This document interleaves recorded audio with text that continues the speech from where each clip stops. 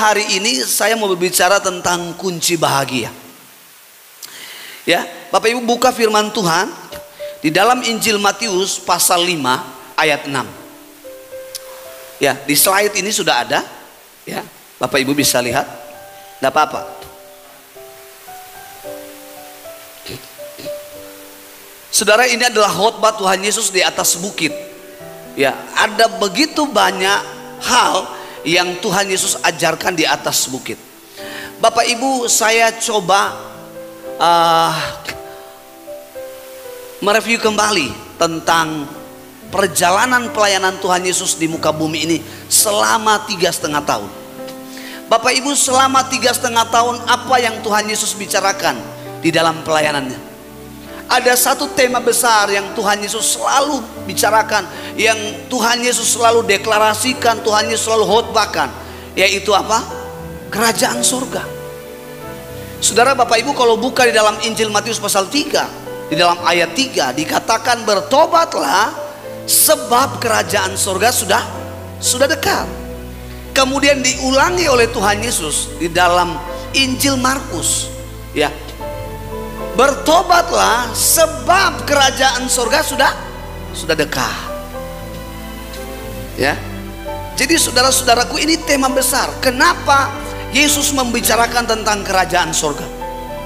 Saudara, suatu waktu murid-murid Tuhan Yesus bingung. Seperti apakah tanda-tanda fisik kerajaan surga itu? Lalu Tuhan Yesus katakan apa? Kerajaan surga atau kerajaan Allah ada di antara kita. Lalu murid-murid bilang, kalau kerajaan surga ada di antara kita, apa buktinya? Dia bilang, kalau kamu melihat orang buta melihat, orang lumpuh berjalan, orang mati bangkit, itulah kerajaan surga yang sesungguhnya. Yesus sedang bicara tentang siapa? Tentang dirinya. Ya, ada beberapa kerajaan dari generasi ke generasi dalam bangsa Israel yang dipercayakan Tuhan untuk memimpin umatnya, gagal. Ya, itu sebabnya Bapak Ibu, Tuhan Yesus datang kepada dunia ini di mana manusia telah gagal hidup membangun pola kerajaan surga. Itu sebabnya Tuhan Yesus dari Injil Matius, Markus, Lukas, Yohanes bicara paling banyak tentang apa? Kerajaan surga. Kerajaan surga, kerajaan Allah. Ya, kerajaan dibicara tentang apa? Pemerintahan. Di dalam pemerintahan di situ, ya.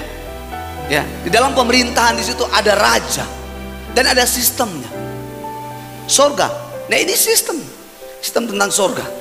Nah, jadi Bapak Ibu, saudara-saudaraku yang dikasihi dan diberkati oleh Tuhan, nah hari ini kita mau belajar bersama-sama apa itu bahagia. Karena ada begitu banyak orang mengukur kebahagiaan kalau saya kaya. Kalau saya kaya, saya punya mobil, saya punya rumah, wah bahagia. Apakah bahagia itu diukur dengan itu? Ketika saya baca ayat ini, saya merenung. Ada begitu banyak orang ketika dia jadi orang kaya, dia tidak sampai di situ puas. Dia merasa bahagia. Makanya Bapak Ibu, Alkitab bilang, firman Tuhan mengatakan, berbahagialah kamu sekalipun kamu tidak melihat namun percaya. Jadi iman sejati itu lahir bukan apa yang kita lihat, apa yang kita alami, tetapi sekalipun kita tidak mengalami dan melihat, namun kita tetap percaya. Amin. Ada banyak tokoh-tokoh Alkitab, ya, mereka juga tidak melihat, tetapi mereka percaya. Ya, ya, mari kita mau jadi orang Kristen jangan seperti anak-anak. Nanti kalau kita dapat berkat baru kita bilang haleluya, oh Tuhan baik, oh Tuhan itu penolong. Bapak Ibu, bukankah Tuhan Yesus, Rasul Paulus mengingatkan kepada jemaat di Korintus, apa yang kau tidak lihat dengan mata, bahkan dengar dengan telinga, timbul dalam keinginan hatimu, itu yang Allah sediakan. Kalau Bapak Ibu sudah melihat, nggak spesial. Sesuatu yang Bapak Ibu tidak lihat lalu Tuhan kerjakan. Saya mau beritahu Bapak Ibu, Roma 8 ayat 28 bilang apa? Allah turut bekerja dalam segala sesuatu. Segala sesuatu itu semua aspek kehidupan. Apa yang Allah kerjakan? Kebaikan. Yakobus pasal 1 dikatakan bahwa sesuatu yang baik itu datang dari Allah Bapa Dia adalah Bapa terang, Iya, Dia adalah Bapa yang penuh kasih karunia. Nah, Bapak Ibu saudara-saudaraku yang dikasihi dan diberkati oleh Tuhan, jemaat kita belum terlalu banyak. Tapi bukan soal kuantitas, tapi soal kualitas. Ya, kita perlu kuantitas, tapi kita perlu kualitas. Ya. Nah, Bapak Ibu saudara-saudaraku yang dikasihi dan diberkati oleh Tuhan, ada begitu banyak orang merasa wow ketika jemaatnya banyak. Tapi ada begitu banyak orang menjadi apa? Pecandu narkoba. Ada begitu banyak orang hanya memenuhi kursi-kursi, tapi mereka menjadi apa? Pecandu ehabon. Mereka selingkuh, mereka bawa lari istri orang. Nah, ada berapa hari yang lalu ada seorang ibu sedang menampilkan sebuah status di Facebook. Ini istri-istri hamba Tuhan nih, saya tidak kenal siapa mereka. Lalu istri itu menampilkan sebuah status bertobat. Jangan ambil, ya, jangan jadi pelakor, jangan ambil milik orang lain. Firman Tuhan. Lalu ada seorang ibu gembala di bawah mengomentar begini. Dia bilang, sudah, ses, tidak perlu harus dipersoalkan. Suami saya bawa kabur istri orang lain. Saudara, bukan hanya uang orang kena kemalingan, istri juga diambil orang. Satu waktu saudara, saya punya teman, ya tidak terlalu dekat, ya. Jadi dia perempuan, dia melayani satu gereja di Jakarta. Kami bertemu bersama-sama waktu itu, ya. Dan satu waktu saya pulang ke Manado, saya ngekos di daerah Karombasan. Waktu saya di kamar depan, dia di kamar 2. Saya tidak tahu kalau ini adalah dia. Waktu dia keluar, saya antara 2, ini salah orang, motogor bisa-bisa salah orang. Singkat cerita, saya tatap dia dan dia pun tatap saya. Dia bilang, kenapa kamu di sini? Lah saya bilang, saya tanya kamu kenapa ada di sini. Ternyata karena suaminya dalam keadaan sakit, dalam keadaan bangkrut, tidak bisa memenuhi keinginan biologis, dia lari dengan suami lain. Bahkan hal yang sangat menyakitkan bagi suaminya, Bapak Ibu tahu, ATM-nya dibawa. Suaminya hidup melarang. Saya kurang tahu hari ini ibu itu masih ada atau tidak. Tapi setelah saya menikah dengan istri saya sudah pindah kos. Tapi saya dengar kabar dari suaminya itu sekarang sudah bangkit dan Tuhan memberkati perusahaannya luar biasa. Maka genaplah kata Tuhan, kalau Tuhan yang membuka pintu, tidak ada seorang pun yang menutupnya. Kalau Tuhan yang mengangkat, tidak ada seorang pun yang menurunkannya. Amin. Nah, Bapak Ibu saudara-saudaraku yang dikasihi dan diberkati oleh Tuhan, sekali lagi kita baca ayat firman Tuhan ini dalam Matius 5 ayat 6. 1, 2, 3. Berbahagialah orang yang lapar dan haus akan kebenaran, karena mereka akan dipuaskan. Ada 3 kata penting di dalam pembacaan ayat ini. Kata bahagia, kemudian lapar dan haus, dan dipuaskan. Nah, bahagia itu diukurnya dengan apa? Dengan kebenaran. Kenapa bahagia? Itu artinya bahwa bahagia itu sifatnya adalah kekal.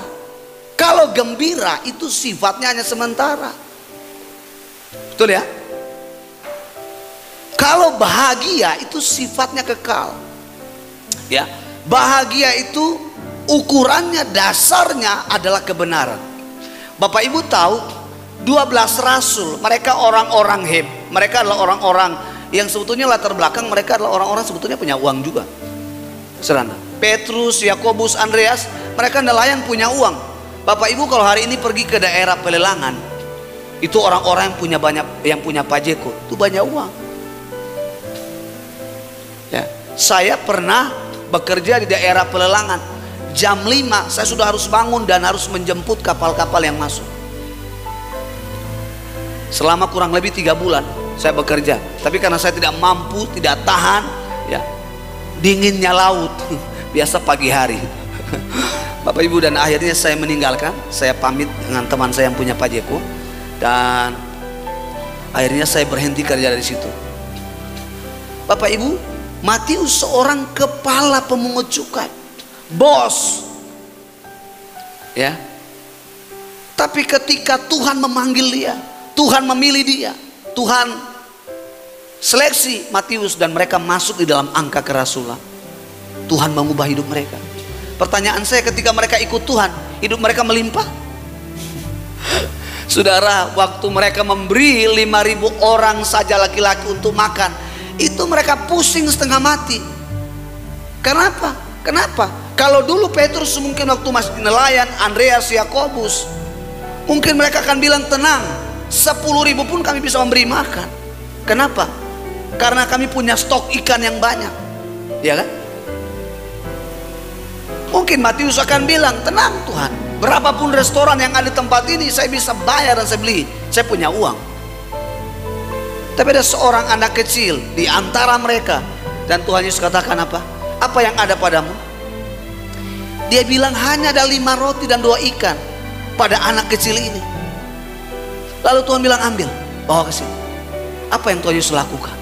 Dia ambil 5 roti itu dan 2 ikan, dia menengadah ke langit, dan dia mengucap syukur dan mengucapkan berkat.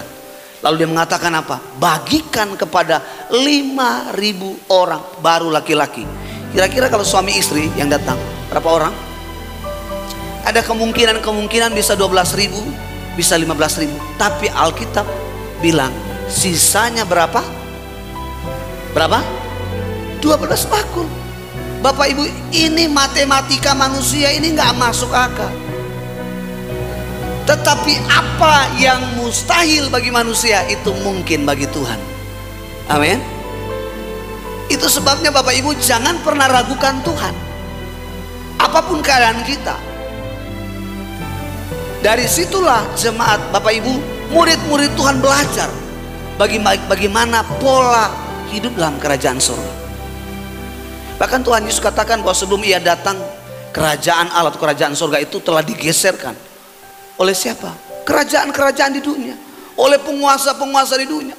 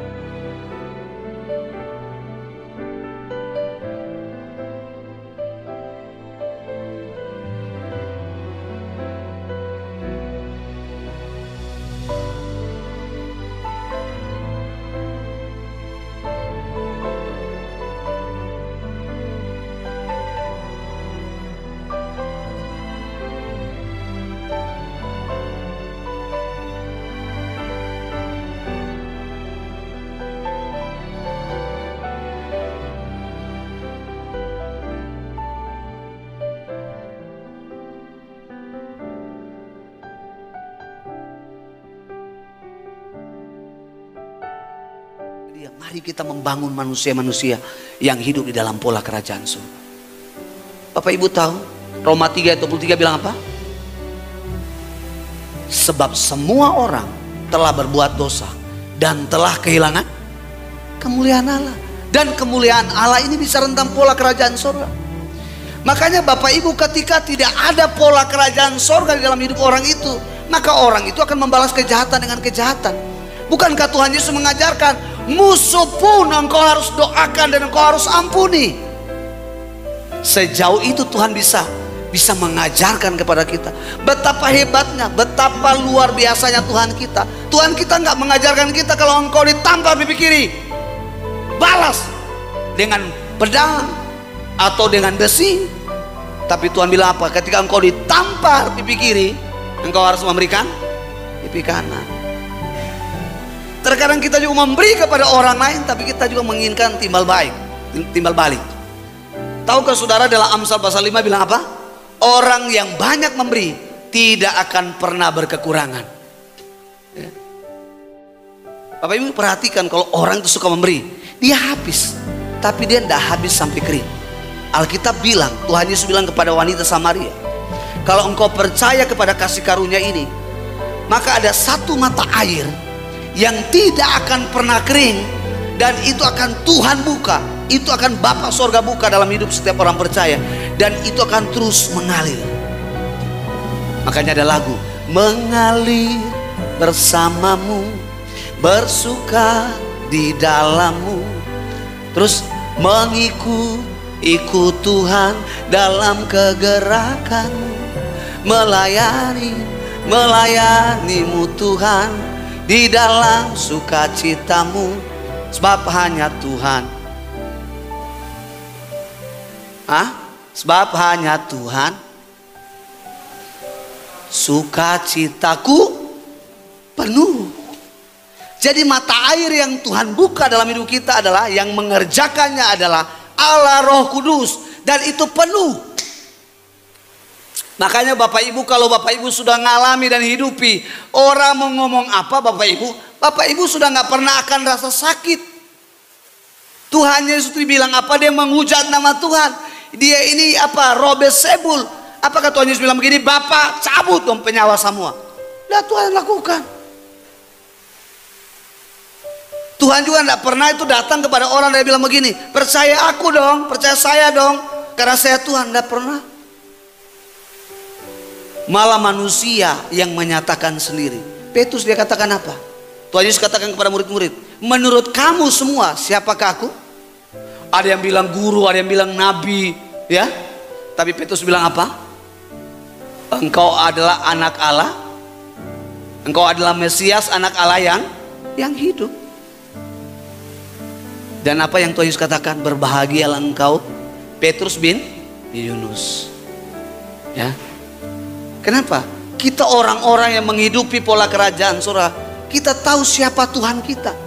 Ada banyak orang bilang begini, oh ya saya percaya kepada Tuhan, tapi hidupnya sama dengan dunia. Bahkan bukan hanya sama, seperti dunia. Makanya itu Bapak Ibu, setiap kali kalau saya sampaikan firman Tuhan kepada orang, ketika Roh Kudus mendorong dengan suatu kekuatan, tenaga, power dengan keras, saya harus sampaikan. Kalau orang bilang ini pendeta ini ngamuk-ngamuk, padahal saya dalam realita kehidupan, Bapak Ibu bisa lihat lah, orang kadang bercanda, bergurau, ya. Nah Bapak Ibu saudara-saudaraku yang dikasih dan diberkati oleh Tuhan, ada begitu banyak orang. Nah, mulai hari ini kita mau belajar bagaimana mengukur sejauh mana kehidupan kita merasa bahagia. Ya, Bapak Ibu, berapa banyak saudara melayani Tuhan merasa bahagia? Berapa banyak Bapak Ibu melayani, beribadah, berjemaat merasa bahagia? Ada begitu banyak orang hanya cari kesenangan. Kalau dia dipuji, oh gereja ini bagus. Bapak Ibu, kalau kita mau dibangun menjadi pola kerajaan sorga, seluruh kehidupan kita yang lama harus dirobohkan dan harus dibangun menjadi satu pola kerajaan sorga yang sejati. Dia harus dibangun. Makanya ada begitu banyak orang hanya menginginkan satu perubahan, tapi tidak menginginkan apa? Proses.